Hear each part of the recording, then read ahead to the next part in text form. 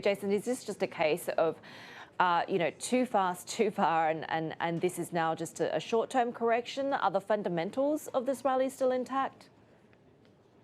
I think you've probably got to parcel things out into two parts. I mean, if you look at what happened overnight, you've got the prospect of a taper on easy money conditions in the U.S., which is the world's second, main pillar of commodities demand.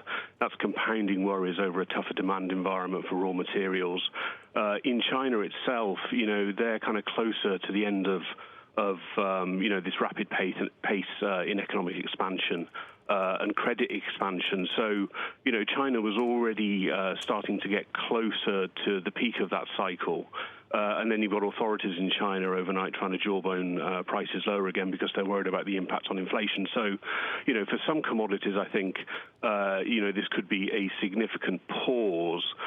When you talk about the super cycle, I mean, you probably have to think further out, and you have to think about those commodities that are keyed to the energy transition and carbon neutrality. And I'm thinking here, commodities like copper, nickel, aluminium.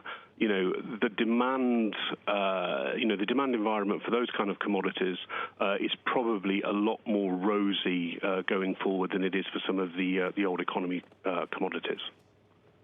Yeah, I remember every time I would ask about the commodity supercycle, some analysts would be skeptical given that the last time there was enormous Chinese demand just coming from their economic growth.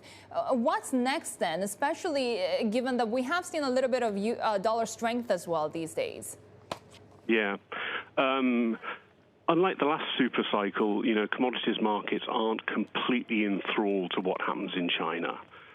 China's economy has changed a bit.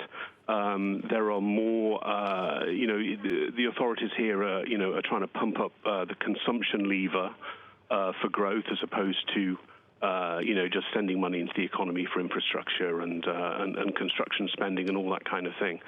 So, China is no longer the complete center of the commodities universe.